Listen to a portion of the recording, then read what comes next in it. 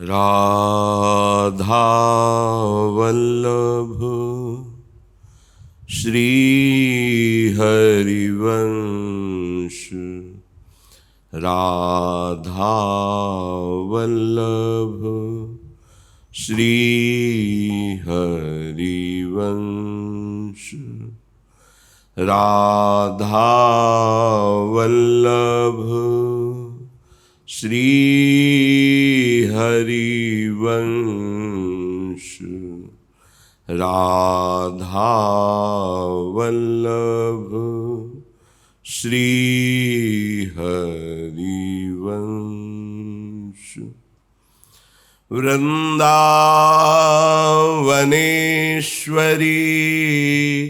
तवैव पदारविन्दम् प्रेमामृतैकमकरन्द रसौघपूर्णम् हृद्यर्पितं मधुपते स्मरतापमुग्रम् निर्वापयत् परम शीतलमाश्रयामि। निर्वापयत् परम शीतलमाश्रयामि। राधा राधा राधा राधा राधा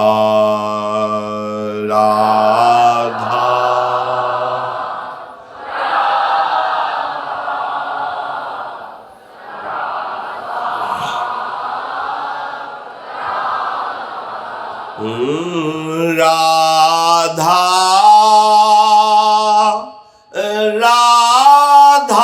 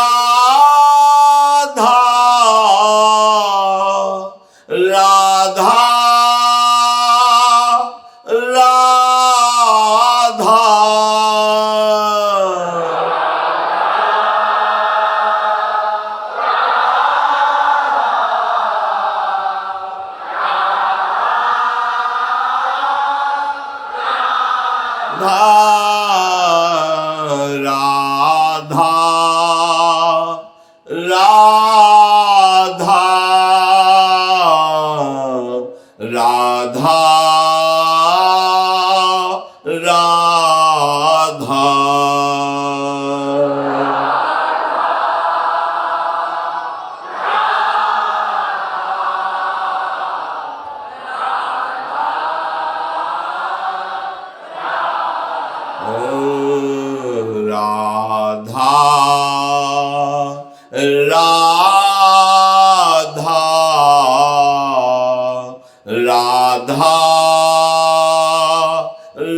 राधा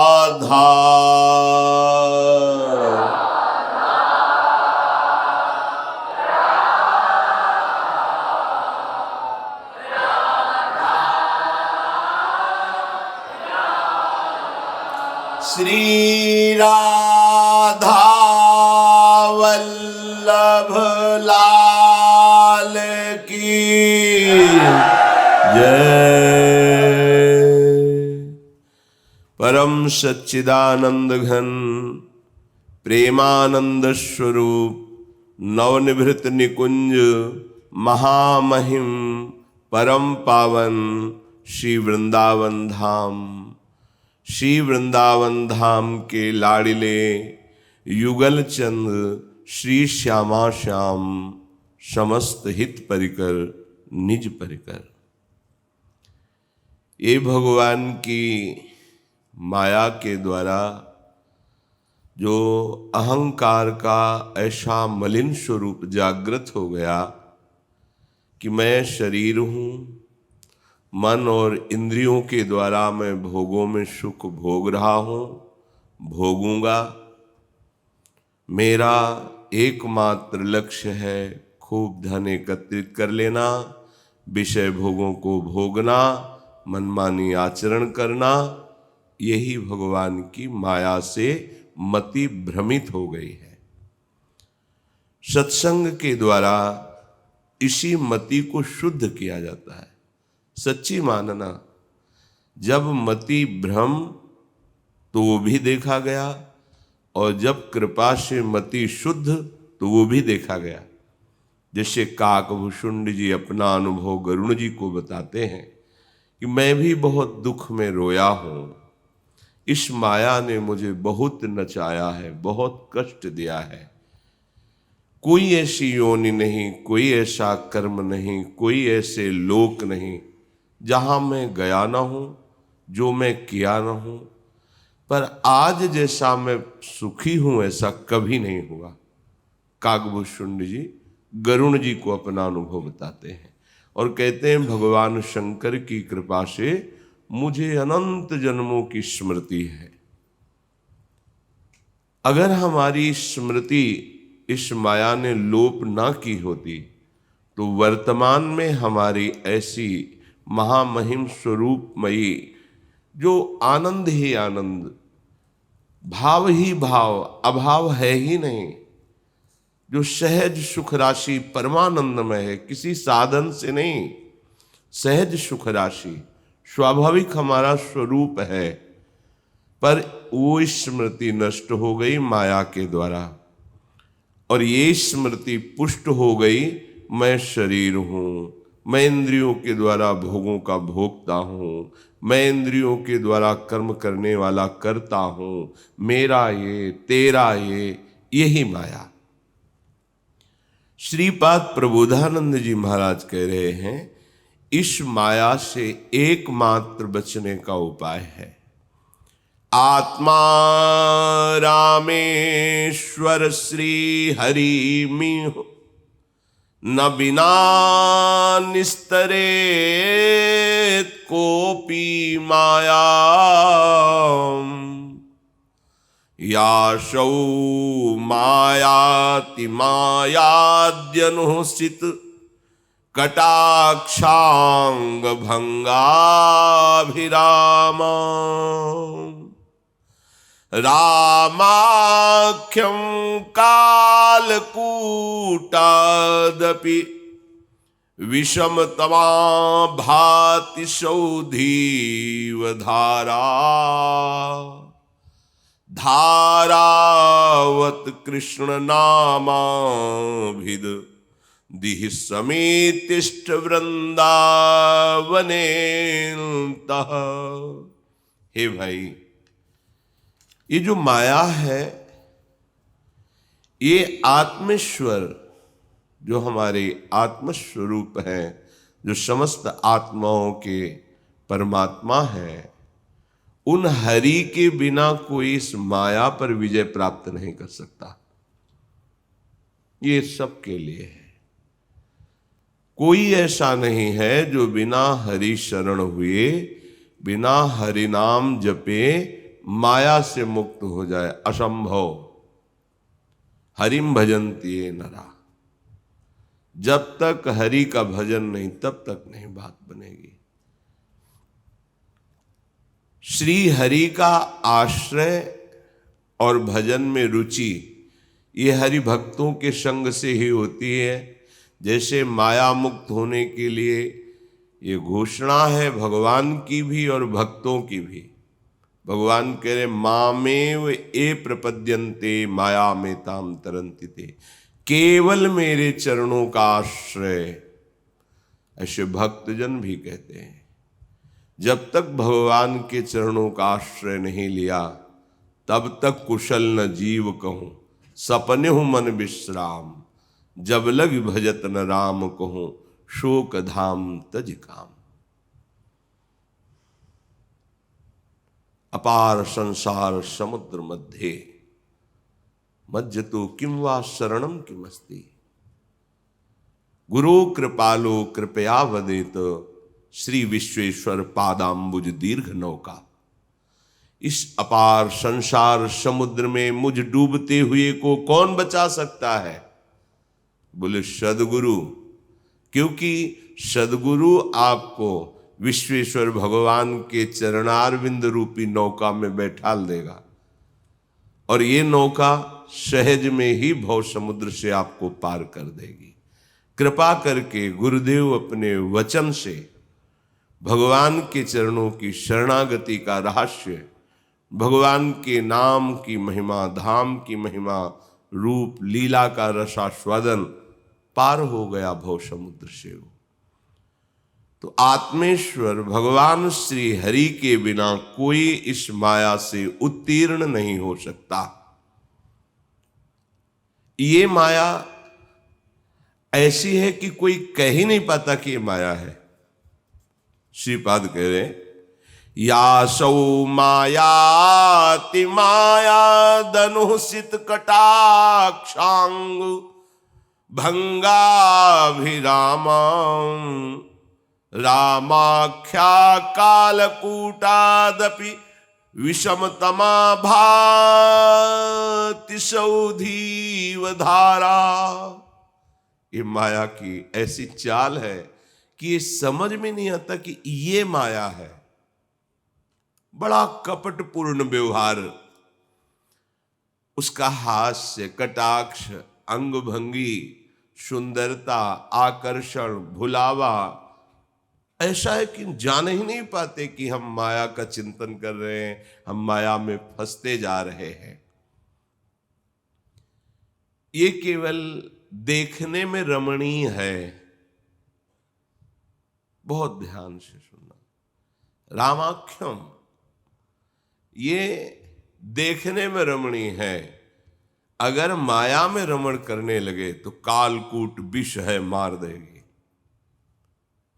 अब जब जहर चढ़ गया है तो अब कोई उतारने वाला मिले तो उसको समझ में आवे, नहीं तो जहर चढ़ा, वो कुछ भी बोल रहा है, गाली दे रहा है, भगवान को दे रहा है, संतों को दे रहा है।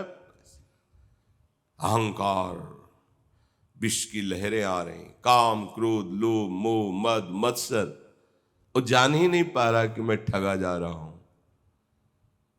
बड़े बड़े भयंकर अपराध इसी माया के द्वारा ग्रसित बुद्धि से होते हैं।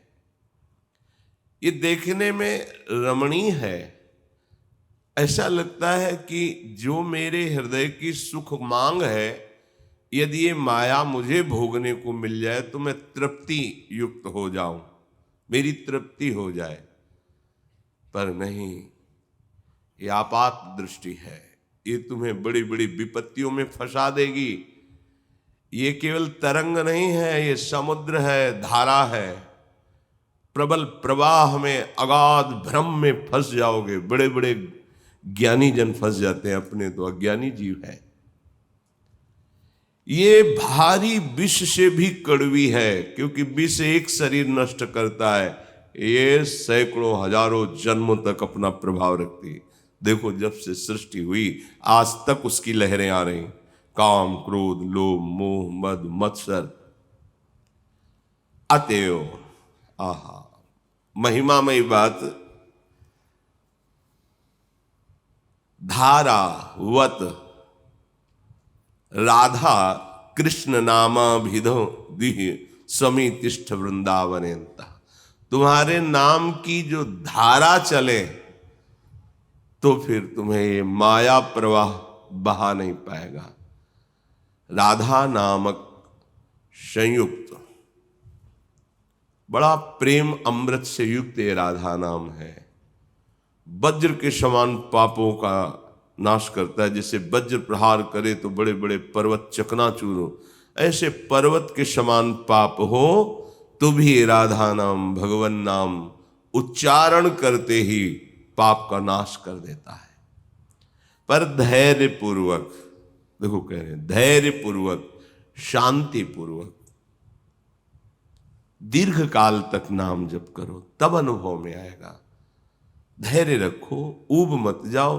4 दिन से माला चलाया तो चमत्कार हो जाए, हमारे मन में काम ही ना आवे, ऐसा नहीं। वो भी भगवत शक्ति से युक्त है। काम क्रोध आदि वो भी तो भगवत शक्ति संपन्न है। आप इतनी नाम शक्ति बढ़ाओ कि वो परास्त हो जाए। नहीं तो देखो ना, 20 वर्ष हो जाते हैं उनकी स्फुरणा संकल्प क्रियाएं, यही क्रम चलता रहता है। नाम की कमी है इसलिए ऐसा हो रहा है। धारावत राधा नाम चले, धारावत कृष्ण नाम, भगवन नाम, गुरु प्रदत्त नाम, इसका उच्चारण करते करते नाम लेत भव सिंधु सुखाही, करहु विचार सुजन मन माही। न नौका की जरूरत पड़ेगी, न तैरने की जरूरत पड़ेगी। ये नाम सीधे भव समुद्र को ही सुखा देगा।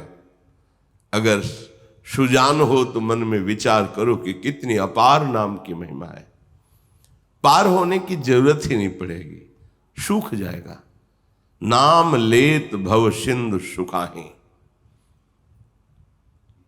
वृंदारण्य अद्भुत रसमयी चेतसा काप्य अवस्था। जब आप यही नाम वृंदावन में अगर जप लिए तो ऐसी दिव्य अवस्था, क्योंकि बहुत फलदायी भूमि है ये। करोड़ों कल्पतरु, करोड़ों चिंतामणि, कामधेनु वृंदावन की समानता रज की नहीं कर सकती। अगर यहां आप रह करके 1 घंटे 2 घंटे, जितना भी आपको जीवन में समय दिया श्री जी ने यहां के लिए, बहुत सावधान, उद्दंडता नहीं। ये तो संसार में करते ही रहे हैं उद्दंडता। स्वल्पाहार, पवित्र आहार, प्राण पोषण के लिए खूब नाम जप।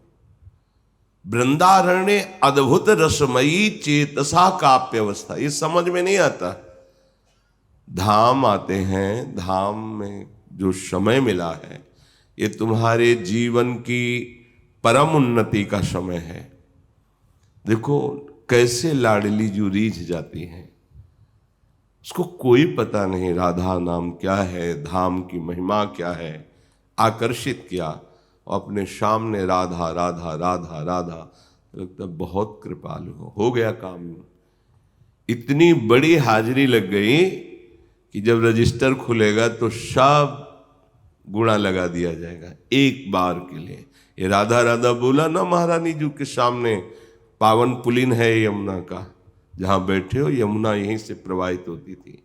पावन पुलिन, परम पावन महामहिम वृंदावन धाम, राधा राधा नाम गायन श्रवण, हो गया काम। अब तुम्हारा पतन नहीं हो सकता, तुम्हारा नाश नहीं हो सकता। और अगर कहीं निरंतरता चल पड़ी तो कह रहे अद्भुत रसमयी चेतसा काप्य अवस्था, तुम्हारे चित्त की अद्भुत कोई रसमयी अवस्था हो जाएगी। काप्य कोई, वो वर्णन नहीं की जा सकती। प्रेममयी अवस्था, अनिर्वचनीयम प्रेम स्वरूपम। तो राधा राधा राधा अगर ये धारा चल पड़ी तो कोई एक दिव्य अवस्था आ जाएगी। जितना समय आपको मिला उसे नष्ट मत कीजिए, सार्थक कीजिए। ऐसे कि जैसे अपने घर को हमें जाना है, जितना हम समेट लें वहां जाके सुखी हो जाएंगे। हमें नवनिवृत्त निकुंज चिदानंद वृंदावन में प्रवेश पाना है, और वहां यही पास है आपके पास, राधा राधा राधा। यह है तो पाश है, महाप्रेम सुख, इसके आगे कोई शब्द नहीं है। प्रेमानंदानपि च परमान बिंदु मात्री करोति। अन्यत्र जो प्रेम प्रकट होता है भगवत प्रेम, यहां जो वृंदावन का प्रेम है, इसका एक बिंदु मात्र किनका मिल जाए फिर नहीं। गोकुलनाथ महाब्रज वैभव लीला अनेक न चित्त खटाई, एक रीति प्रतीति बंध्यो मन। मोही सबे हरिवंश बजाई। वंशीनाद में मतवाली होकर के प्रेममयी गोपियां सर्वस्व का त्याग करके श्री कृष्णमय हो गई। आई ब्रजनार सुनत बंसी रवो, गृहपति बंधु विसारे, दर्शन मदन गोपाल मनोहर, मनुष्य ताप निवारे।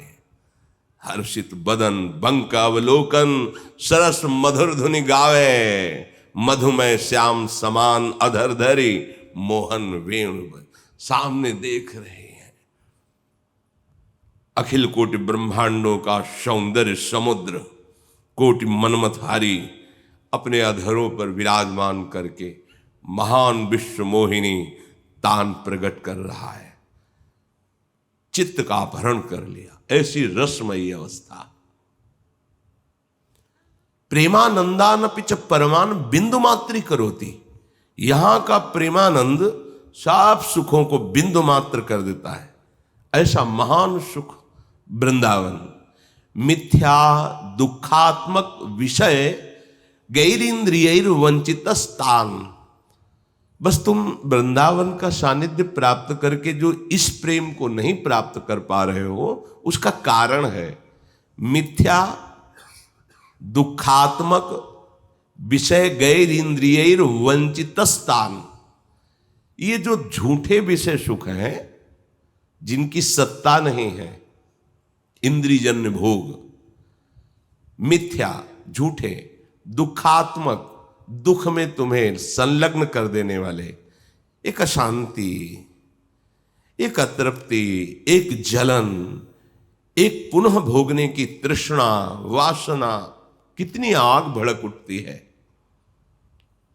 जैसे जैसे हम रसेंद्री, जनेन्द्री, नेत्रेंद्र इनको भोग देते चले जाते हैं, वैसे वैसे आग बढ़ती जाती है। तो फिर वंचित स्थान, ये आपको वंचित कर देते हैं प्रेम समुद्र में डूबने से। नैवम प्राप्तुम प्रभवति जनो देव माया स्त्रियांधा। यदि तुम्हें प्राप्त भी हो जाए तो तुम मत भोगना, नहीं ठगे जाओगे। क्यों? मिथ्या दुखात्मक, देख लो झूठा है, क्योंकि कुछ हाथ नहीं लगा। अरे जिस शरीर से भोग रहे हो वही झूठा है।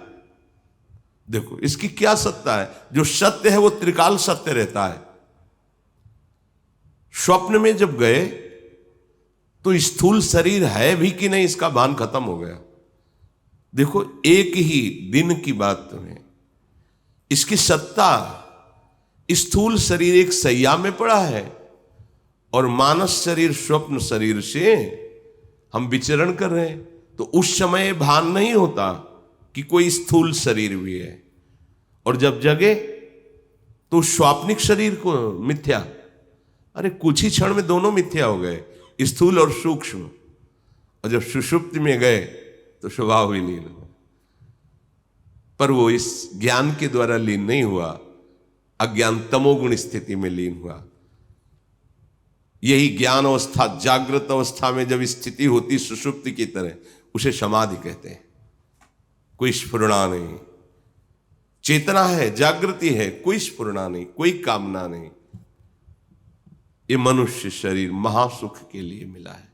इसकी सत्ता नहीं जिससे तुम भोग भोगना चाहते हो, इसकी सत्ता नहीं। एक ही दिन में देखो इसकी सत्ता।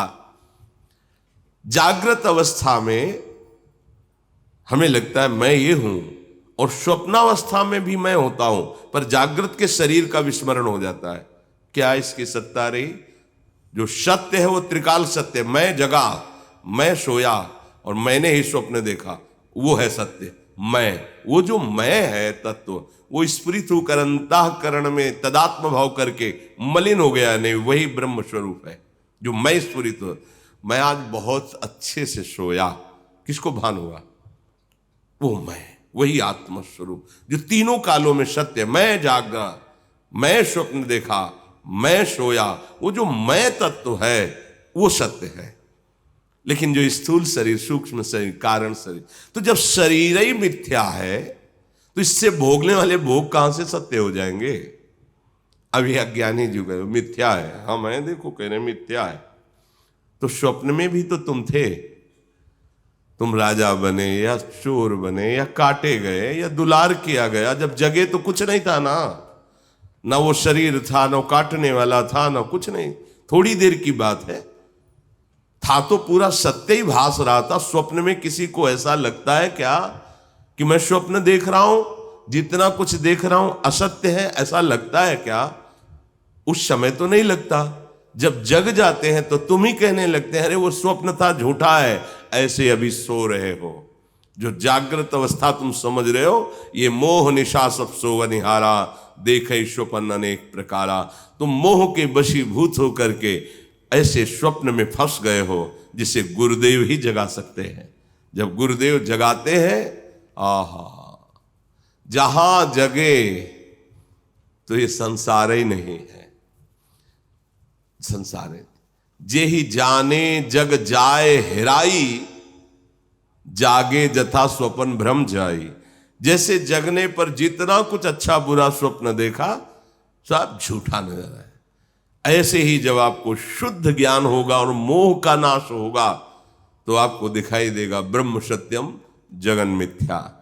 श्रीपाद मिथ्या दुखात्मक विषय गैरेंद्रियर वंचित स्थान। तुम्हें महासुख से वंचित करने वाली ये चेष्टा है जो इंद्रियों के द्वारा भोगों में भोग सुख ढूंढ रहे हो, इसी से तुम्हारे आत्म सुख को ढक दिया गया है।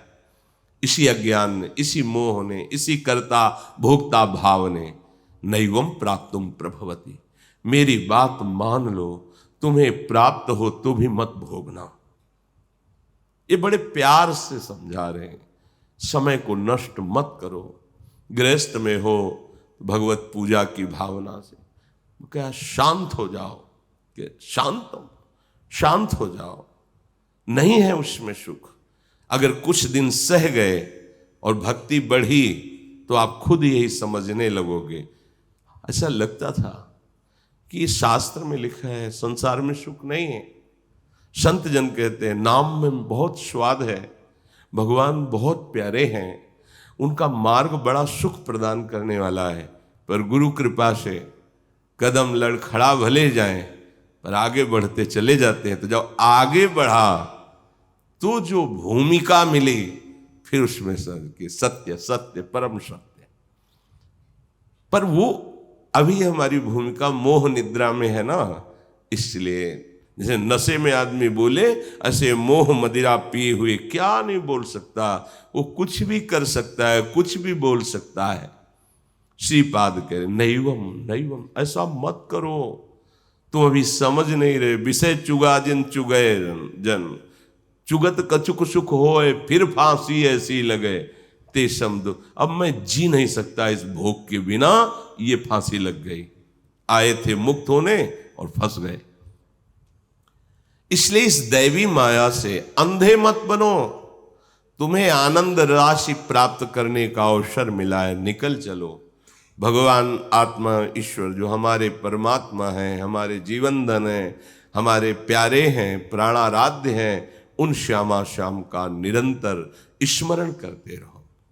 श्री काकभूषुंड जी महाराज गरुण जी से कहते हैं, गरुण जी महाराज मेरा जन्म अयोध्यापुरी में हुआ और मेरा भाव तो बना भगवान शंकर की उपासना का, पर हरि और अन्य देवताओं की निंदा करने लगा। भगवान शंकर की आराधना, यद्यपि जन्म परम पावन अवधपुरी में हुआ और उस समय कलयुग चल रहा था, जैसे इस समय कलयुग चल रहा है। वो बड़ा ही धर्म विरुद्ध आचरण करने वाला। कल आप सुने, मनुष्य प्रायः कलयुग में रोगों से इतने पीड़ित होंगे कि भोगों की प्रबल इच्छा और भोगने की सामर्थ्य नहीं। कैसा भारी दंड। शरीर रोग ग्रसित, इच्छाएं भोगों में, सामर्थ्य बिल्कुल नहीं। इसी प्रगट में दुर्गति, प्रगट में दुर्गति। बिना कारण अभिमान करते हुए, बिना अपराध के भी उसको दंड देना, विरोध कर देना, ये बहुत थोड़ा जीवन हो। घमंड ऐसा मानो अमर हो गए हो, ऐसा कलयुग के प्राणी कैसे होंगे। शरीर रोग ग्रसित, भोग वासनाओं की धूम मची हुई अंदर से, और भोगने की जो प्रबल इच्छा है पर सामर्थ्य नहीं है, जल रहा है बैठे बैठे। अभिमान इतना कि साक्षात मैं ही काल हूं, सबको दंड दूंगा। जरा सी बात पे लड़ जाना, पीट देना, हिंसा कर देना। आप आश्चर्य मानेंगे, कंडा होते ना गोबर के, 5 कंडे उठा लिए किसी ने, मार डंडे और फिर जेल गए, लाखों रुपया लग गया। 5 कंडे की कीमत क्या थी? अरे भाई कोई गरीब आदमी 5 कंडे उठा लिए, रोटी बनाएगा जाके, खाएगा जाके, क्या परेशानी हो गई? अभिमान, सोच, ये कलिकाल मलिन कर देता है। आयु बहुत कम, अभिमान ऐसा मानो कल्पांत में इनका नाश नहीं होगा। कलिकाल ने ऐसा बेहाल कर डाला, कलिकाल बिहाल किए मनुजा, नहीं मानत को अनुजा तनुजा, नहीं तोष विचार न शीतलता, सब जाति कुजाति भय मंगता, ईर्षा पुरुषाक्षर लोलुपता, भरी पूरी रही समता विगता, सब लोग वियोग विशोक है, वर्णाश्रम धर्म आचार गए। हे गरुण जी, जब कलिकाल का स्वरूप बढ़ा तो जो नहीं होना चाहिए वो हो गया, बेहाल कर दिया मनुष्य को। पिता अपनी पुत्री को भी, भाई अपनी बहन को भी, ये सब भेद मिट गया। इतनी बुद्धि भ्रष्ट हो गई कि जिनका पोषण करना चाहिए उनका शोषण करने लगे। अब कहां जाए, भाग के कहां जाए? जो रक्षा करने वाले वही शोषण करने लगे। कलिकाल ने ऐसी बुद्धि भ्रष्ट कर दी। ये जो लिखा है तो कुछ कुछ सुनने को मिलने लगा। अभी तो 5000 वर्ष के कुछ ऊपर ही वर्ष हुए हैं, 4,32,000 वर्ष की आयु है कलयुग की। थोड़ा और उठ के चलने दो। अभी तो ऐसा मान लो 4,32,000 में कि घुटने के बल ही चल रहा है, थोड़ा खड़ा होकर के चलने लायक हो, फिर देखो इसका और आतंक। कलिकाल बिहाल के मनुजा, नहीं मानत को अनुजा तनुजा। ये बेटी है, ये बहन है, इसकी रक्षा करना हमारा कर्तव्य है, हमारा धर्म है। ऐसा कुछ नहीं रहेगा। किसी में संतोष नहीं दिखाई देगा, विवेक नहीं दिखाई देगा, हृदय में शीतलता नहीं होगी। कौन क्या कुछ नहीं, बस सबके हृदय में ईर्ष्या बढ़ेगी। बोलने में कड़ुआ वचन ज्यादा प्रिय लगेगा बोलने में। सब कार्यों में प्रधानता लालच की होगी अंदर से। क्षमता कहां गई पता नहीं चलेगा। सब लोग शोक और संकट ग्रस्त रहेंगे। अशांति, भारी अशांति। वर्णाश्रम धर्म का आचरण नष्ट हो जाएगा। अपने समय की बात जब कलयुग में प्रकट हुई, काकभूषण जी गरुण जी को कह रहे हैं, कोई भी इंद्रियों का दमन नहीं करना चाहेगा। आज ये खाना है, अब विचार तो करो खाने योग्य है कि नहीं। नहीं तो फिर नहीं खाना, उपवास कर लेंगे, अभक्ष्य पदार्थ थोड़ी खाएंगे। जिन रसोई में, जिन पात्रों में मांस रांधा गया, उसमें चाहे आप बिल्कुल खीर, पूड़ी, कचौड़ी, रोटी, सब्जी सात्विक बनाएं तो भी वो अभक्ष्य पदार्थ के समान ही आपकी बुद्धि को भ्रष्ट कर देगा। चाहे वो रिश्ते नातेदार की रसोई हो, चाहे वो किसी भोजनालय की रसोई हो, जिसमें मांस रांधा गया उस रसोई का अन्न यदि खाओगे तो आपकी बुद्धि भ्रष्ट हो जाएगी। सात्विक आहार जब नहीं तो बुद्धि का विचार सात्विक कैसे हो सकता है? तो कोई इंद्रियों का दमन करें, कोई दूसरों को अपने कमाए हुए धन से सुख पहुंचाना। जैसे बीमार पड़ा हुआ, कोई सेवा करने वाला नहीं, करो, भगवान प्रसन्न हो जाएंगे। एक का लाख देंगे, मान लेना हमारी बात। लोग कहते हैं कि मैं कैसे धनी बन जाऊं, कि हम उपाय बताते हैं आपको। अगर आप किसी भी अनाथ, गरीब, असहाय, चाहे वो पशु पक्षी मनुष्य कोई भी हो, आप इसकी सेवा का व्रत ईमानदारी से ले लीजिए, गौ सेवा, साधु सेवा, ऐसे जन जिनको, तो आप देख लीजिए आपका धन कैसे बढ़ता है। पर 2 दिन में ना देखिएगा, दीर्घ काल तक कीजिए और आप ऐसे धनी बन जाएंगे कि आप तृप्त हो जाएंगे। आपका हृदय कहेगा कि अब कछुनाथ न चाहे मोरे, लौकिक पारलौकिक सब सुख मिल जाएंगे। पर दिशा हमारी गलत हो गई। धनी बनना चाहते हैं लेकिन दूसरों को लूट के, दूसरों को दुख पहुंचा के, दूसरों की हिंसा करके, ये कोई धन कमाने का, सुखी होने का तरीका है? दूसरे के पुत्र का अपहरण कर लिया, अपने पुत्र को सुख पहुंचाने के लिए धन चाहिए, अपने मन को, अपने तन को सुख पहुंच, सर्वनाश हो जाएगा। समय का इंतजार करो। बार बार कह रहे हैं कि हमारे मालिक का बहुत बड़ा ऑफिस है, इसमें थोड़ा रजिस्टर मुकदमा लंबा चलता है, और जिस दिन फाइनल पे आएगा तो फिर ब्रह्मा भी नहीं बचा सकते तुमको। इसीलिए कुछ अज्ञानी जन जैसे पापाचरण कर रहे हैं, अपराध कर रहे हैं, तो कुछ परिणाम तो समझ में आ नहीं रहा तत्काल। उनको लगा कुछ नहीं हुआ ना, कुछ नहीं हुआ, वो हिसाब बढ़ रहा है मैं ब्याज सहित। और जिस दिन लागू होगा, तो जैसे सालों से जेल में बंद है, फिर 10 दिन पहले सूचना हुई कि सुनो 10 तारीख को 12 बजे तुम्हें फांसी दी जाएगी। अब हर मिनट फांसी लग रही उसकी, हर मिनट।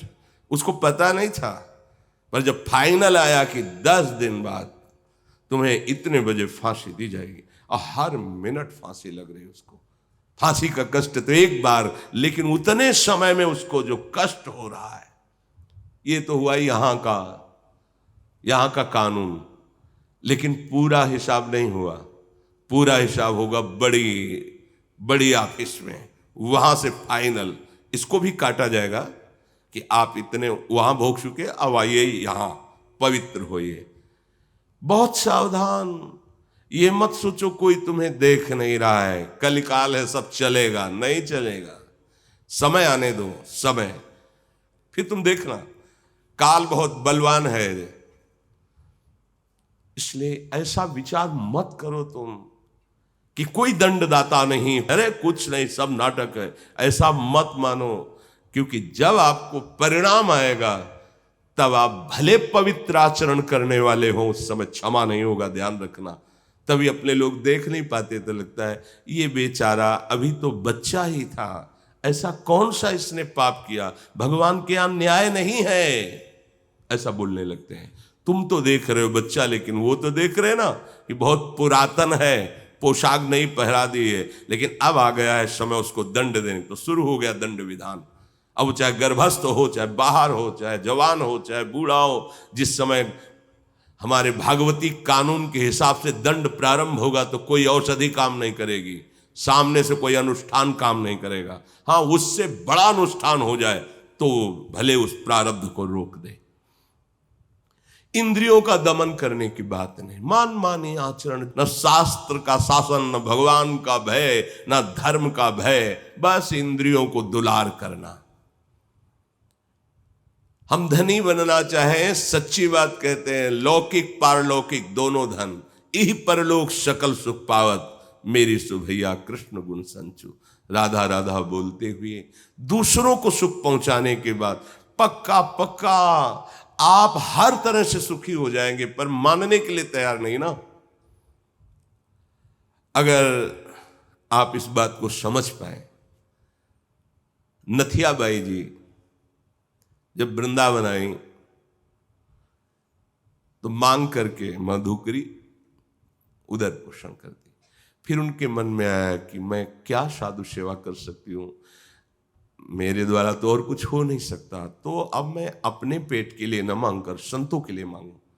तो फिर चून थोड़ा मांग लाती और उपला बिन लेती जो गायों के पड़े होते, और उससे रोटी बनाती, और किसी एक संत, बाबा आ भिक्षा पाले, बैठा करके जो भी नमक पड़े, मोटी मोटी लाल लाल रोटी सेक करके, ऐसे बड़ा संतों का भजन बढ़ने लगा। क्योंकि निष्काम भावना से पवित्र अन्न भिक्षान्न 2 आने लगे, 4 आने लगे।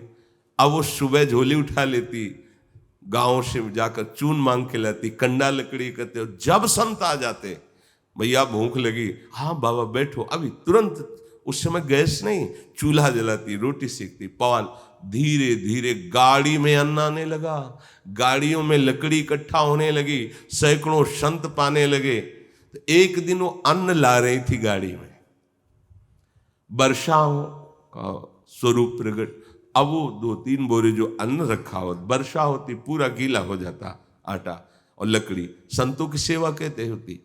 तो एक लालटीन लिए, एक छोटा छाता लिए और एक बड़ा छाता लिए। एक 12-14 वर्ष का, मैया ये छाता तू लगा ले। बैलगाड़ी में रखे हुए थे और मैं रास्ता देखा। तुमका लाला अंधेरा हो गया, तू हम तुम्हें जानते हैं, तुम हमें नहीं जानती, हम रोज देखते हैं तुम्हें, आओ तुम हमारे साथ आओ। इतने नटवर है कि जल्दी कोई जान नहीं पाता। बाद में पता चल जाता है कि आप ही थे, पर वर्तमान में नहीं पता चलने देते। मैया बार बार सोचती थी कि ये लाला इतना प्रेम क्यों करता है, एक छाता हमारे पास ले। जब कुटिया गई, वहां कुटिया तक पहुंचा लाला छाता। जब दूसरे दिन श्रृंगार में बिहारी जी के दर्शन करने गए तो उनको दिखाई दे रहा है छाता लिए लालटेन। वो कहा, अरे मैं तो जान ही नहीं पाई, तू गया था बिहारी जी। तू काय के लिए? संत सेवा के लिए। सेवा कुंज के इधर अब भी उनकी कुटिया बनी हुई, पूज्य श्री नथियाबाई जी। परम धन मिल गए बिहारी जी, अन्य कोई साधना नहीं, संतों की सेवा। तुम दूसरों की सेवा की भावना करो। जब अखिल कोटि ब्रह्मांडों का ईश्वर तुम्हारी सेवा के लिए तैयार हो गया तो धन की क्या बात है। पारसमणि मिल जाए तो किलो 2 किलो सोना की क्या हो, तो पहाड़ बना सकते हो सोने का। जब अखिल कोटि ब्रह्मांडों की रचना करने वाला तुम्हारा हो गया तो तुम किस बात से अतृप्त रह सकते हो। सकल सुख पावत मेरी शुभैया, कृष्ण भुगते देहि न जाचहि, खुद आनंद लो, दूसरों को आनंद प्रदान करो, मांगना नहीं पड़ेगा। पर वो सोच गलत हो गई। सोच हो गई कि दूसरे को मारकर, दूसरे को लूट कर, दूसरे को कष्ट देकर भाई कभी नहीं सुखी हो सकते। अगर तुमने किसी के आंसू और खून से पैसे कमाए हैं तो तुम्हारा परिवार भी आंसू डालेगा और तुम्हें देखना पड़ेगा वो दिन जो तुमने सोचा भी नहीं है। दैन्य होके चलो, धर्म से चलो। मान लो मेरी बात, खंडहर हो गए बड़े बड़े चक्रवर्ती सम्राटों की, जहां जय जयकार गूंजती थी वहां कबूतर हकते हैं। ये संसार परिवर्तनशील है, तुम केवल आए हो सत्कर्म करने के लिए, भगवत प्राप्ति के लिए, चूक मत करो। कागभूषण जी कहते हैं मूर्खता बढ़ती चली जाएगी कलयुग में, दूसरों को ठगना यही स्वभाव रह जाए। इस आदमी को कैसे, हाँ अब वो ठाकुर जी के दर्शन के लिए जा रहा है, ठाकुर जी के दर्शन कर रहा है, तुम उसकी जेब काट रहे हो। अरे अखिल लोगों के स्वामी सामने खड़े हैं, तुम्हें शर्म नहीं आ रही? वो उस भाव बनाकर इतनी दूर आया हुआ है, प्रभु के दर्शन की शोभा में मगन हो रहा है। उसके पास शायद उतने ही पैसे हो। अब वो बेचारा गृहस्थ है, मांग भी नहीं सकता है किसी से, वो कौन विश्वास करेगा?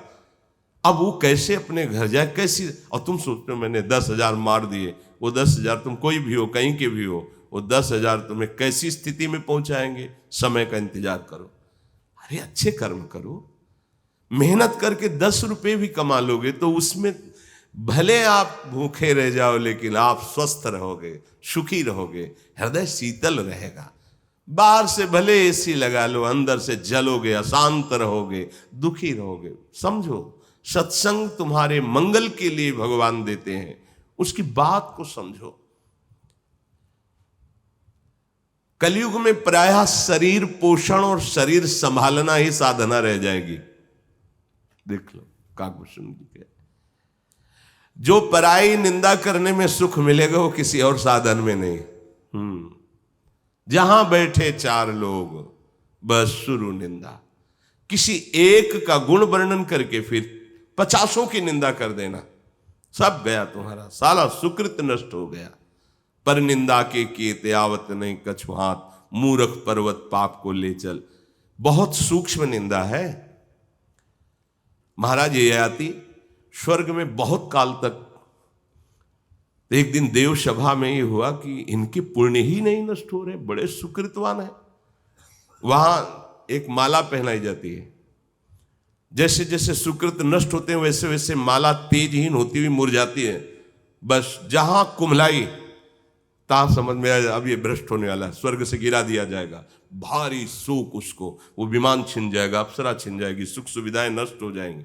उनका माला कुम्हलाता ही नहीं था। सभा में बैठाल करके एक दिन पूछा गया, ये देवताओं की चाल थी, और वो समझ नहीं पाए कि आप जैसा पुण्यात्मा तो हमने अभी तक नहीं देखा। इतना समय हो गया स्वर्ग में भोगों को भोगते हुए, पर आपकी माला कुम्हलाई ही नहीं। और अभी पुण्य तो आपने कौन सा ऐसी साधना की? बस शब्द निकल गया अहंकार युक्त। हमने ऐसा दान किया, ऐसा तप किया कि ऐसा कोई नहीं किया होगा। जो ही ये शब्द निकला तो सावधान, पूरे ऋषि मुनियों का अपमान कर दिया, तुम्हारे सारे सुख नष्ट हो गए, इसी समय स्वर्ग से भ्रष्ट हो जाओ। सर के बल गिरने लगे। तो उनका आप देवता परम कृपालु हो, ऐसी कृपा करना कि जहां संत महात्मा हो वहां मुझे गिराना। तथास्तु, ऐसा ही हो। तो महाराज शिव बड़े बड़े महापुरुष वहां विराजमान थे। देखा कि तेजों में जैसे तारा टूटता है ना, कोई आ रहा है। तो उनका ये तो कोई स्वर्ग से भ्रष्ट हुआ पुरुष है। तो बोले क्या हम लोगों की दृष्टि में पड़ते हुए ये फिर दुर्गति को प्राप्त होगा? तो उनका मैं अपने सुकृत प्रदान करता हूं, तुम वहीं रुक जाओ। वहीं रुक गए। सबने सुकृत प्रदान किया, एक क्षण में फिर स्वर्ग में पहुंच गए, भूतल पर आने ही नहीं पाए। इसीलिए देवताओं ने जब, तो फिर इन्होंने भी भगवान की कृपा से मुझे, मेरी जो गलती हुई, क्योंकि साधु समागम के द्वारा अहंकार नष्ट नहीं हुआ था, इसलिए गलती हो गई। अगर मुझे साधु समागम मिल जाए तो मैं अपनी दुर्गति को रोक सकता हूं। तो इसीलिए मांगा था कि मुझे संतों के बीच में गिराना, जहां गिराना। संतों ने गिरने ही नहीं दिया। अगर हम अपनी वाणी को सावधान नहीं रखते तो बहुत जल्दी पुण्य नष्ट हो जाते हैं। हम अपने ठाकुर जी का ऐसा श्रृंगार करते हैं ना, बड़े बड़े मंदिर है ना, नहीं, मर गए। तुम्हें पता क्या कर दिया? अपनी सारी सेवा का नाश कर दिया तुमने। तुलना करके तुमने अपमान कर दिया सब ठाकुर जनों का, जितने हमारे श्री विग्रह सब का तुमने, और उसको तुम भर पाओगे? बोले अब सेवा में मन नहीं लगता है, भजन में मन, पता नहीं क्या हो गया। हमने नहीं कोई अपराध, हमने तो कोई अपराध किया नहीं, ये वाणी का अपराध है। बहुत मौन रहो, सावधान रहो। बोलो तो ठाकुर का या संतों का यश बोलो, नाम जप करो, गुण कीर्तन करो, चुप रहो। तब सुख हरिवंश गुण नाम रसना रटत और बहुवचन अति दुख दान। कई साधक हैं ना जानते हुए भारी अपराध कर देते हैं।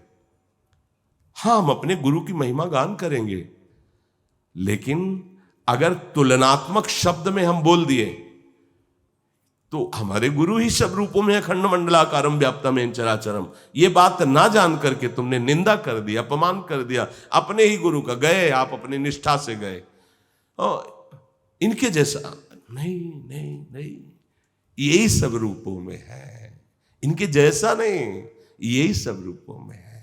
अगर किसी की भी तुलना, बस गए आप, समझो, इस बात को पकड़ लो। प्रार्थना है वाणी को बहुत होश में, कहीं किसी से तुलना करके किसी को निम्न नीच या ऐसा साबित कर दिया तो आपकी अपने इष्ट और गुरु से निष्ठा टूट जाएगी। देख लेना, कहीं भी अपराध करो दोष आपके गुरु पर जाएगा। बहुत होश में, ये परमार्थ है। यहां ना चाहते हुए भी अपराध बन जाता है। कैसे? ऐसे वाणी से। हे, यहां तो ऐसा तो विश्व में कहीं नहीं। तुम क्या जानो कितने हृदयों में विश्व में क्या हो रहा है। भगवान को कितने प्यार करने वाले महात्मा है, ऐसे ऐसे महात्मा भगवान अधीन हुए सेवा में लगे। कोई जान पाया? ठाकुर जी वर्षों सेवा में रहे एकनाथ जी के, शिखंडिया के रूप में। जब भगवान ने जनाया तब जान पाए ना एकनाथ जी जान पाए, ना कोई जान पाया। ऐसे ऐसे महापुरुष जिनकी सेवा में भगवान लगे हुए हैं, रूप बदल करके। अपने लोग एक शब्द में महाराज की सब संतों की निंदा कर देते हैं। ऐसे नहीं, बहुत सावधान, बहुत सावधान। पर निंदक जे जग मोह बगरे। दूसरों की निंदा करने वाले बहुत मिलेंगे, सावधान। उपासक समझकर मित्रता करे, समझकर वार्ता करे, नहीं तो आप करोगे नहीं, सुनोगे तो आप खाली हो जाओगे। सुनने वाले को और गान करने वाले को दोनों को बराबर फल मिलता है। भागवतिक सद्गुण या निंदा, आपराधिक बातें करोगे सुनोगे तो दोनों की एक ही गति होगी, भागवतिक बातें करोगे सुनोगे तो दोनों की एक ही गति होगी। अगर वो मंगल गति को प्राप्त हो रहा कथन करने वाला, तो सुनने वाला भी उसी गति को प्राप्त होगा। ऐसे ही यदि हम पर निंदा पाप वाली बातें कर रहे हैं तो सुनने वाला जो सुन रहा है, यदि कान में अंगुली डाल के नाम उच्चारण करने लगे तो बच जाएगा। मानो जैसे निंदा हो रही किसी की, आप राधा राधा राधा राधा राधा राधा राधा, हम सुन ही नहीं रहे, बच गए। और उस सभा से अलग हो जाना चाहिए जहां संत शंभु श्री पद अपवादा, कहीं सुनी तहां सुमर्यादा। हट जाना चाहिए सभा से, मर्यादा है। नहीं नहीं लगे पाप गौ घात समाना, हरिहर निंदा सुने जे काना, लगे पाप। गौ हत्यारा जो दुर्गति को प्राप्त होता है, प्रभु और प्रभु के भक्त जनों की निंदा सुनने वाले और करने वाले को, दोनों को ऐसा। बहुत सावधान। कलयुग में प्रायः लोग ऐसे ही मिलेंगे जो दूसरों की निंदा करने वाले हों। देखो, जो भगवत मार्ग में चल रहे हैं, बहुत संयम, जितना प्रभु बल दिए हैं उसके अनुसार वो चल रहे हैं।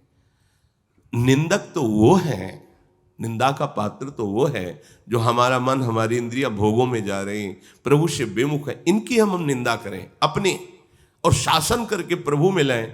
और जो प्रभु में चल रहे हैं उनमें कुछ त्रुटियां हो सकती, क्योंकि अभी प्रभु के मार्ग में चले हैं। अनंत जन्मों से तो माया का ही अनुसरण करते रहे। अगर प्रभु ने अपनी शरण में ले लिया है, इतना सुधार किया है, तो करुणा में जो कुछ छोटे मोटे दोष रह गए हैं वो भी सुधार देंगे, बड़े करुणा में है। पर आप निंदा करके अपने को नीचे मत गिराइए। आपको अगर लगता है कि ये सुधर जाए तो प्रभु से आप भी प्रार्थना कीजिए, प्रभु ये जन है, अगर इसका ये दोष नष्ट हो जाए तो नाथ ये आपका दिव्य पार्षद बन जाए, प्रभु मेरा भी भजन इसमें लग जाए और ये आगे महान आपका दास बने, तो इसका भी आपको पुण्य मिलेगा। आपका भजन जो दिया ना वो कई गुना बढ़कर फल देगा। पर वो कोई हिम्मत वाला ही, हृदय वाला ही सोच सकता नहीं, लगे अपना भजन इनको दे दे, फिर हमारा क्या होगा। और जब अपना भजन दे दोगे तो कई गुना बढ़कर के भजन आपके, क्योंकि आपकी सद्भावना बन गई ना, तो भगवान रीझ जाएंगे। पर ये अध्यात्म समझना कठिन है। हे सर्पों के शत्रु गरुण जी, क्या हम आपसे कहें, कलयुग में मनुष्य शरीर प्राप्त करके लोग पाप ही इकट्ठा करने लगते हैं, अवगुण ही अवगुण करने लगते हैं। किंतु कलयुग में एक सबसे बड़ा गुण है जो बिना परिश्रम के पाप नष्ट करके भवबंधन से छुड़ा दे। कृतयुग त्रेता द्वापर पूजा मख अरु जोग, जो गति होई सो कली, हरि नाम ते पावहि लोग। कृतयुग सब जोगी विज्ञानी, करी हरि ध्यान, तरहि भव प्राणी। त्रेता विविध यज्ञ नर करहि, प्रभु ही समर्पी कर्म भव तरहि। द्वापर करी रघुपति पद पूजा, नर भव तरहि उपाय न दूजा। कलयुग केवल नाम आधारा, सुमिरी सुमिरी नर उतरहि पारा। कलयुग केवल हरि गुण गाहा, गावत नर पावहि भव थाहा। हे गरुण जी महाराज, कलयुग का एक बहुत बड़ा प्रताप भी है। सतयुग में, त्रेता में, द्वापर में जो गति ध्यान से, यज्ञ से, पूजा से होती है, वो केवल नाम जप से कलयुग में हो जाती है। कृतयुग अर्थात सतयुग, इसमें सब योगी होते थे, सब अनुभवी महापुरुष, तत्व अनुभवी। इसलिए वो निरंतर स्वरूप ध्यान में मगन होकर जीवन मुक्त हो जाते थे। त्रेता में विविध प्रकार के भगवान की यज्ञों का यजन करके नारायण हरि को प्राप्त करना, प्रायः सब भवसागर से पार होते थे। द्वापर में पूजा का विस्तार करके भगवान की आठों पहर पूजा में लगे रहना। पर कलयुग में तो केवल एक ही उपाय है, भगवान के गुणों का गान करते हुए उनका नाम जप करते हैं। निरंतर नाम जप तो भव समुद्र से पार। कलयुग में ना तो योग सफल हो सकता है, ना यज्ञ सफल हो सकता है, ना ब्रह्म ज्ञान, क्योंकि जो चाहिए वो सब लुटता चला जा रहा है। आहार की पवित्रता, व्यवहार की पवित्रता, ये सब नष्ट होती चली जा रही है। अगर शरीर को साधन में लगाना है तो थोड़ा स्वस्थता भी चाहिए, आहार पवित्रता भी चाहिए। अब high blood pressure, low blood pressure, sugar इतनी, ये अब उसको चाहिए, दवाइयाँ चाहिए। दवाइयाँ खाएगा तो योग कितना कर पाएगा? क्या योग, क्या उससे साधन बनेगा?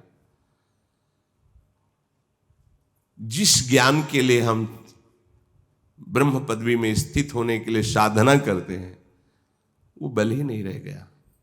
सात्विक वृत्ति के द्वारा इंद्रिय और मन का दमन करके राग रहित तीनों शरीरों से हो जाना। पता ही नहीं तीन शरीर कौन है, अनुभव ही नहीं। तो ब्रह्म ज्ञान, ब्रह्म बोध बड़ा मुश्किल है, क्योंकि पवित्र आहार, संयम, इसका अभाव है। छोटे छोटे बालकों में दूषित भावनाएं आ गई हैं। कैसे आसन पे बैठ पाएंगे जब ब्रह्मचर्य ही नहीं है, नींव ही खराब हो गई, तो साधना क्या योग की होगी? योगी योग कदम जो बढ़ाता है, उसमें प्रथम बात होती है कि वो संयम धारण करे। एक जगह हमने पढ़ा था कि जो योग साधना बिना गुरु के आदेश के, बिना गुरु की दृष्टि में रहे, प्रारंभ करेगा तो रोगी हो जाएगा। योग कोई साधारण बात नहीं। और अगर कहीं ब्रह्मचर्य क्षीण होने वाली बात है तो फिर योग में कदम न रखें। अब छोटे छोटे बच्चे हैं, उनको सब मोबाइल आदि का ज्ञान है, सब विषय सेवन की वृत्तियों का ज्ञान हो गया है। कैसे योग होगा? कलिकाल। कैसे यज्ञ करेंगे हम? एक बीच में सुनने को मिला था, घी में गाय की चर्बी, दूध वो ऐसे पाउडर वाउडर डाल के, क्या मतलब जिससे कपड़े धो जाते हैं, ऐसे उस दूध में मिला के वो बनाना, ऐसा बता रहे थे। ऐसा होता है? तो आप सोचो, हम दूध, वही दूध पिएंगे तो हमारी आंतों का क्या होगा, हमारे शरीर का क्या होगा? वो रोग ग्रसित हो जाएंगे। अच्छा, अब उनमें हम यज्ञ कैसे करें? कौन सा देवता भाग ग्रहण करेगा जब अपवित्र है? दूध अपवित्र, घी अपवित्र। जो धान्य पैदा किया जाता है उसमें जब केमिकल डाले जाते हैं, उर्वरक डाला जाता है, अपवित्र हो जाता है वो। गाय के गोबर से पड़ी हुई भूमि में जो खाद है, उससे जो अन्न होता है वो पवित्र माना जाता है। कहाँ, जब गाय को गोबर डाल के उपजाया जाता था ना, तो 6 मन 8 मन, बड़ा बीघा जिसे कहते हैं, जिसमें इस समय 60 मन 70 मन अन्न होता है उर्वरक डाल करके। यज्ञ के लिए कौन सी सामग्री रह गई है जिसके द्वारा यज्ञ किया जा सके? हे गरुण जी महाराज, ध्यान, एक सेकेंड मन नहीं टिक रहा, इंद्रियों के साथ विचरण कर रहा, बिल्कुल बिजली की तरह दौड़ लगाया। ध्यान होगा? मन मानी आहार करते हो ध्यान कर पाओगे? वो अंग्रेजी में क्या कहते हैं ध्यान को? मेडिटेशन करो। ये बता रहे थे कि मेडिटेशन करते तो क्या, तुमको ये क्या होता है मेडिटेशन? बोले ऐसे। ये ध्यान के लिए बहुत संयम चाहिए। पहले आपके शरीर की, मन की अचंचलता, शरीर अब 2 घंटे ऐसे बैठे, कोई भी हलचल शरीर में कहीं भी नहीं, ऐसे ऐसे कुछ, प्राण बिल्कुल संयमित, मन शांत, अवश्य अपने लक्ष्य पे लगा है। इष्ट में, नाम में, मंत्राकार वृत्ति, बहुत समय तक आंख खुली है बंद है, शांत एकदम है। कितनी देर शरीर को आप केवल देखो, कितनी देर आप लगा। उठते बैठते चलते फिरते ध्यान करने वाले को नासाग्र दृष्टि रखनी है, बस जितने में चरण दिखाई दे रहे उतने में नासाग्र। 10 मिनट करके देखो, सर में दर्द होने लगेगा। क्यों? ब्रह्मचर्य ठीक नहीं, आहार ठीक नहीं है। ये सब ऐसे नहीं, ऋषि मुनि जन जैसे ऐसे नहीं है कि खिलवाड़ वाले मार्ग हो। अगर वो योग शब्द से जैसे हो अनुलोम विलोम कपालभाति, वो भगवत प्राप्ति के लिए नहीं है। थोड़ा शरीर स्वस्थ हो जाए और अच्छा अच्छा पदार्थ पाए और विषयों का भोग करें। यद्यपि योग मन को शांत करता है, चित्त को चंचलता रहित करता है और आत्मानंद अनुभव के लिए भगवत स्वरूप का अनुसंधान करने के लिए बहुत बड़ा सहयोगी है। पर उसके लिए सात्विक आहार, जितेंद्रियता, आसन स्थिरता, संयम, ये अति अनिवार्य है। इसके लिए अब हमारे शरीरों की गति क्या हो गई, देख लो, आप देख लो। योग का जो स्वरूप है वो सच्चा योग ये है, भगवान वर्णन कर, तेषाम सतत युक्तानाम भजताम प्रीतिपूर्वकम ददामि बुद्धि योगम तम येन मामुपया। सतत भगवद स्मरण हो रहा है, श्वास प्रश्वास सहज गति में चल रही, नामाकार वृत्ति है, ध्यान में भगवान विराजमान है, बुद्धि भगवत स्वरूप हो गई है। ददामि बुद्धि योगम तम, ये योग का स्वरूप है। थोड़ी देर प्राणों का, जैसे हम शरीर का व्यायाम करते हैं, प्राणों का व्यायाम हो गया, पर ये उस योग की बात नहीं हो रही। चित्तवृत्ति का निरोध करके परमात्मा में अविचल स्थापित कर देना, उसे योग कहते हैं, उसे ध्यान कहते हैं। चलते फिरते उठते बैठते हर समय आराध्य देव की स्मृति में तन्मय उनका रूप छाया हुआ। प्रिय मूर्ति नयनन बसे, तेहि रस रहे समाए।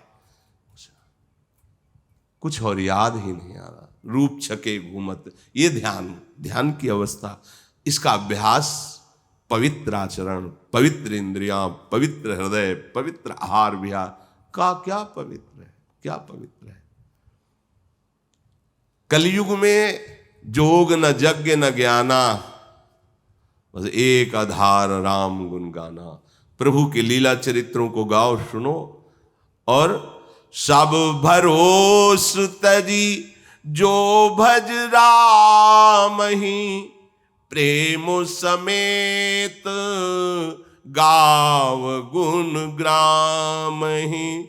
सोई भवतर कछु संशय नाही, नाम प्रताप प्रगट कलि माही। हे गरुड़ जी, जो सब भरोसा छोड़कर एक भगवान का भरोसा ले लेता है और खूब नाम जप करते हुए समय व्यतीत, कभी नाम कीर्तन, कभी गुण कीर्तन, कभी नाम जप, कभी नाम ध्यान, भरोसा प्रभु का, कहने निश्चित वो भवसागर से तर जाता है। यही बार बार बात सत्संग में भी सार बात यही कहते हैं, भगवान का आश्रय लेकर भगवान नाम जप करते हुए परोपकार करो, दूसरों की सेवा करो, निश्चित आप परम पद के अधिकारी बन जाओगे। कलयुग का एक बहुत बढ़िया प्रताप है, ये और युगों में नहीं है। इसमें मानसिक पुण्य तो बन जाता है, पाप नहीं लगते। अगर मानसिक पाप लगते तो पता नहीं क्या दुर्गति होती। ये तो बड़ा प्रताप है कलयुग का कि मानस पुण्य हो ही। पुण्य से, जैसे आप कहीं बाहर रह रहे हैं, आपको लगा कि कल चलेंगे वृंदावन, बिहारी जी कोई दर्शन करेंगे, परिक्रमा लगाएंगे और कुछ संतों को भोजन पवाएंगे, और कल आपके सामने ऐसी परिस्थिति आ गई, वास्तविक आप चलना चाहते थे, वास्तविक आप करना चाहते थे और आप नहीं आ पाए, नहीं कर पाए वास्तविक, तो आपको पूरा पुण्य फल मिलेगा। वृंदावन आने का, परिक्रमा लगाने का, संतों को भोजन पवाने का पूरा मिलेगा। चतुराई नहीं कि आज के बाद जाके संकल्प करें कि ऐसा करेंगे, फिर देखो काम आ गया। वो अंदर से प्रभु जांच कर रहे हैं कि पूरे आप तैयार थे, आपके पास पैसे तैयार थे, पूरा आपका पक्का संकल्प बन गया था, पूरा भाव बन गया था, पर वो ऐसी परिस्थिति आ गई कि आप नहीं, तो आपका हो गया, वो हो गया। अब आपने मन में पूरा पाप सोच लिया पर क्रिया में नहीं किया तो बिल्कुल पाप नहीं लगेगा। ये कलयुग का एक प्रताप है, पर सावधान, छूट नहीं मिल रही। कलयुग में इतना संयम नहीं कि मन संकल्प करे आप फिर क्रिया में ना उतर पाओ, तत्काल वो आपको क्रिया में उतार देगा। इसीलिए जहां मन में भी कोई पाप बात आने लगे तो उसको अवसर मत दो। राधा राधा राधा राधा राधा राधा काटो, वो काटता जाएगा। मन आपको कहेगा चुप रहो, चुप रहो, हमारी बात सुनो, आप मत सुनो, राधा राधा राधा। वो फिर धीरे धीरे पाप वासनाएं जो स्फुरित होती हैं शांत होती जाएंगी। ये कलयुग बड़ा महिमामय भी है, जिसकी ये बातें कही गई कि बड़े अवगुण बड़े ऐसे, तो कह रहे हैं कल युग सम युग आन नहीं, जो नर कर विश्वास, गाय राम गुण गण विमल, भवतर भी नहीं प्रयास। देखो, साधना में आसनों का बहुत बड़ा संयोग है, बहुत बड़ा स्थान है। सुखासन, पद्मासन, सिद्धासन, वज्रासन, वीरासन, बड़े आसन हैं जिनमें बिल्कुल शांत बैठ करके, पीड़ा होती है शरीर में, वो वायु जो बढ़ी हुई वायु है उसका वो शमन करता है, शांत। अब इसके लिए सामर्थ्य चाहिए। देखो कितनी सामर्थ्य है, नौजवान हैं, पर ऐसे बैठने के लिए कि आप जो है 48 मिनट बिना हिले डुले बैठिए, नहीं हो सकता। अगर अभ्यास नहीं किया तो आप नहीं हो सकता। और 3 घंटा साधक के लिए है कि बिना हिले डुले 3 घंटे आप बैठे, तो उसका आसन परिपक्व होने लगेगा, प्राण संयमित हो जाएंगे, ब्रह्मचर्य पुष्ट होने लगेगा, धीरे धीरे ऊर्ध्वरेता ब्रह्मचारी बन जाएगा। सामर्थ्य 3 घंटे, पद्मासन, सिद्धासन, किसी भी आसन, मतलब ये सरल आसन तो साधकों के लिए नहीं, ये गृहस्थों के लिए, कि जैसे सुखासन में बैठ गए, ये साधकों के लिए नहीं। साधकों के लिए पद्मासन, सिद्धासन, यही आसन है, इन्हीं में प्राय अभ्यास होना चाहिए। अब सोचो कितनी देर पद्मासन, कितनी देर सिद्धासन। अभी बैठो, थोड़ी देर के बाद ये लगेगा कि टूट रही जांघें, और लगेगा कितने मिनट हुए। पूरा ध्यान अगर कह दें कि आप 30 मिनट बैठोगे तो 2, 4, 10 मिनट नहीं कहते, इसके बाद आपका ध्यान वहीं रहेगा घड़ी की सुई में, कब 30 मिनट हो, हटाएं इसको। इतनी पीड़ा होती है, धीरे धीरे उस पीड़ा का सहकर, मतलब ये अनुभव किया गया है कि लगभग जैसे अभ्यासी है तो 40-45 मिनट तक आराम से बैठ लिया, ध्यानस्थ है, इसके बाद पीड़ा शुरू हुई, मन घसीटा उस पीड़ा में, 20-30 मिनट सहनी होगी, फिर इसके बाद शून्याकार स्थिति, शांत। अब घंटों बैठे रहो, न पीड़ा होगी और न उसका चिंतन, शांत। 3 घंटे बिना हिले, कहाँ है, कहाँ साधन बन सकता है ऐसे, क्या योग बन सकता है। मंजीरा उठाओ, शुरू करो राधा राधा, 1 घंटा कीर्तन करो। अब इसमें सो नहीं सकते, नहीं सोओगे। अब देखो मंजीरा, राधा राधा राधा राधा राधा, इससे सीरीज मिल जाएंगे। अगर बहुत राग रागिनी आती है और प्रियाजू से अपनापन नहीं तो स्वाद नहीं होता। मानत अपनो भाग, राग करत अनुराग बिन, दीखत सकल अभाग श्री हरिवंश। और कोई राग नहीं, राधा राधा। अगर रोना ना जाए तो बताना, एकांत में प्रभु को सामने करके आप कीर्तन शुरू कर दो, ये कीर्तन महामंगल कर देगा, महामंगल। गुण कीर्तन, नाम कीर्तन। कलयुग समयुग आन नहीं, जो नर कर विश्वास। अन्य युगों में बड़ी बड़ी अरे ऐसी साधना, दाहिने पैर के अंगूठे के बल खड़े होकर, इस पैर का तो संयोग ही नहीं है, ये पैर उठा हुआ है या दाहिने पैर पर इसका स्पर्श ऐसे है, अंगूठे के बल दोनों हाथ उठा करके 10,000 वर्ष तक मंत्राकार वृत्ति। यहां तो 10,000 वर्ष क्या मतलब, अगर कहा जाए 1 मिनट, तो हमें लगता है अगर अभ्यास न हो तो अंगूठे के बल पूरे शरीर को रोककर 1 मिनट हाथ उठाकर और वृत्ति मंत्र में लगाओ, अंगूठे में नहीं। कैसे ये तपस्याएं होती थी। दूब का रस, दूब में कोई रस होता है?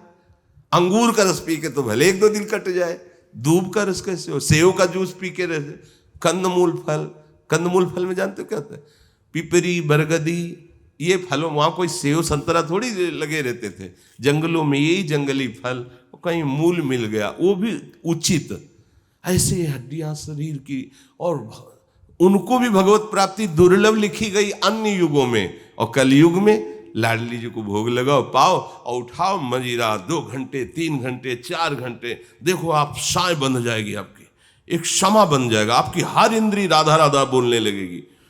कोई ध्वनि तो ऐसी फंस जाती कि हटाओ भी तो नहीं हटती, राधा नाम की आप खुद देखना, कोई ध्वनि ऐसी अपने आप चलने लगती। इसीलिए हर ध्वनि में राधा नाम गाते हैं कि अगर तुम्हें संसार की ध्वनियां प्रिय हैं तो लो, इसमें अमृत लगा के हम तुम्हें संसार की ध्वनि भी दे रहे हैं कि गुनगुनाओ राधा राधा राधा राधा, भाव कुभाव अनखाल सहु, नाम जपत मंगल दिश दशहु। कलयुग में भगवत प्राप्ति का सहज सरल समर्थ सत्य उपाय, जैसे बने वैसे तुम जो भी खाओ पियो प्रभु को भोग लगा के खाओ पियो, पर ऐसी चीज प्रभु को भोग नहीं लगती जो अभक्ष होती है। बात सुनो, इसलिए जो भी कह दिया है, तुम्हें लगता है कि हम पकोड़ा पाएंगे, हम जो भी आपको हमारे प्रभु को भोगो, उसके बाद प्रसाद रूप उसे पाओ, और नाम जप, नाम कीर्तन, गुण श्रवण और गुण कीर्तन, और जो बन जाए सेवा, इतने से आपको भगवत प्राप्ति हो जाएगी।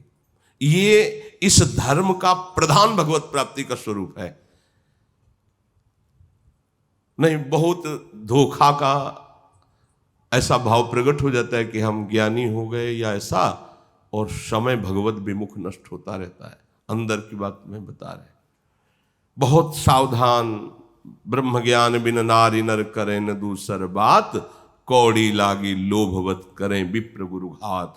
भाई ये कलिकाल है, यह कलिकाल मलायतन, मन कर देख विचार, श्री रघुनाथ नाम बिन नाहिन आन आधार। नाम नाम, जितना नाम कीर्तन कर सको, जितना नाम जप कर सको, जितनी भगवत चर्चा सुन सको, जितनी भगवत लीला गा सको, यही तुम्हें भगवत प्राप्ति करा देगी। कलयुग में यही प्रधान है। बस सार बात है भजन। कोई विश्व का विघ्न तुम्हें परास्त नहीं कर सकता। खूब नाम जप करो। कलयुग में और कोई साधन नहीं है। नाम जप नहीं चल रहा, आंख मूंदे बैठे हो, समय बर्बाद कर रहे हो। तुम्हारा ध्यान करने की क्षमता नहीं रह गई है। ध्यान करने की क्षमता नाम प्रकट करेगा। जितना गुरु मंत्र जपोगे, नाम जप करोगे, आपके करण पवित्र होंगे और भगवान कृपा करके पधारते हैं ध्यान में। वो केवल ऐसा नहीं होता कि बैठे रहते हैं ध्यान करने, भगवान पधारते हैं। वो करुणा में है ना, उनका ध्यान, जो ध्यान के विषय नहीं है वो ध्यान के विषय बन जाते हैं आकर के। इंद्रियों की सामर्थ्य नहीं, वहां ध्यान कर। खूब नाम जप करो, भगवद आश्रित रहो, जहां तक हो सके आहार शुद्ध पाओ और भगवद अर्पित करके पाओ, तो ये जीवन भजनमय हो जाएगा। शेष चर्चा आगे। श्री राधा वल्लभ लाल।